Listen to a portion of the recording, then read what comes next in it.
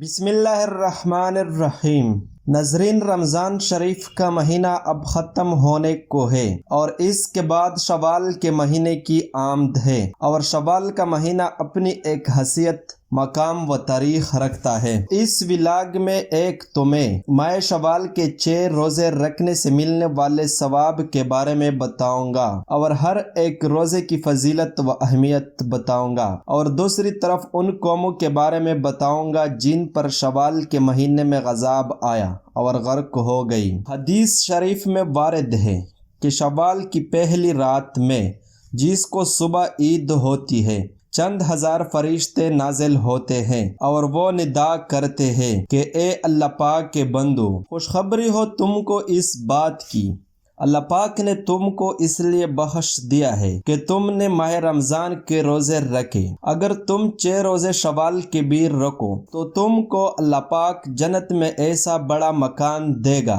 جو کسی اور کو نہ دے گا سوائے اس کے جو تمہارے موافق عمل کرے۔ حضرت عبداللہ بن عمر رضی اللہ عنہ سے روایت ہے کہ رسول صلی اللہ علیہ وآلہ وسلم نے فرمایا، جو شخص رمضان شریف کے روزے رکھے اور پیر ماہ شوال میں 6 روزے رکھے، اس نے گویا پورے سال کے روزے رکھے۔ ایک روایت میں ہے کہ جو شخص ماہ شوال کے 6 روزے لگاتار ماہ رمضان سے ملا کر رکھے گا عید کے دن کے علاوہ، تو اس کے لیے 6 لاکھ برس کی عبادت، 6 لاکھ اونٹ کی قربانی، 6 لاکھ غلام آزاد کرنے سے بھی افضل ہے۔ حضرت علی المرتضیٰ شیر خدا فرماتے ہیں، ماہ شوال میں 6 روزے ضرور رکھ کر اپنے جسم کو پاک و صاف کر لیا کرو، کیونکہ اللہ تعالی رمضان میں روزہ رکھنے والوں کے اجسام دیکھتا ہے، لہٰذا جو شخص اسی مہینے میں حرام و معاصی سے پرہیز کرے گا وہ جنت کا حقدار ہے۔ شوال کے پہلے روزے کے بدلے میں اللہ اس کے 40 سال کے گناہ بخش دے گا، 40 نبیوں کا ثواب عطا فرمائے گا۔ دوسرے روزے کے بدلے 70 غزوات کا ثواب اور عذاب قبر سے نجات ملے گی۔ تیسرے روزے کے بدلے میں 1 لاکھ شہیدوں کا مرتبہ اور قیامت کے دن سختی سے محفوظ رہے گا۔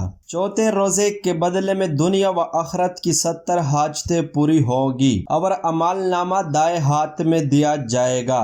5ویں روزے کے بدلے میں بہشت کے 70 حلے پہنائے جائیں گے اور دعا قبول ہوگی۔ چھٹے روزے کے بدلے میں اس سے قیامت کے دن 1 لاکھ گنہگاروں کی شفاعت کا حق ملے گا اور 60 برس کی عبادت نامہ اعمال میں لکھی جائے گی۔ اگر اسی سال جس میں روزے رکھے ہیں مر جائے گا تو شہید بھی ہوگا اور دیدار بھی حاصل ہوگا۔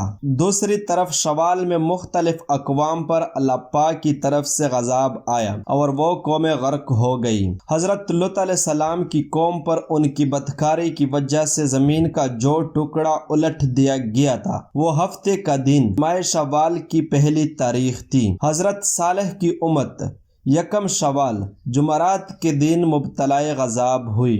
حضرت نوح علیہ السلام کی امت 1 شوال ہفتہ کے دن طوفان میں غرق ہوئی تھی۔ قوم عاد پر 1 شوال بدھ کے دن عذاب سرسر آیا تھا۔ تو ناظرین، اسے واضح ہو گیا کہ شوال کا مہینہ عبادت اور تاریخ کے لحاظ سے اپنی ایک اہمیت رکھتا ہے، لہٰذا اس مہینے میں خوب عبادت کرنی چاہیے تاکہ زیادہ سے زیادہ ثواب کمایا جا سکے اور قیامت کے دن سرخرو ہو سکے۔ اگر آج کا یہ ولاگ اچھا لگا ہے تو چینل کو سبسکرائب کیجیے اور ساتھ ساتھ اس ولاگ کو شیئر کیجیے، لائک کیجیے، کمنٹ کیجیے۔ اللہ حافظ۔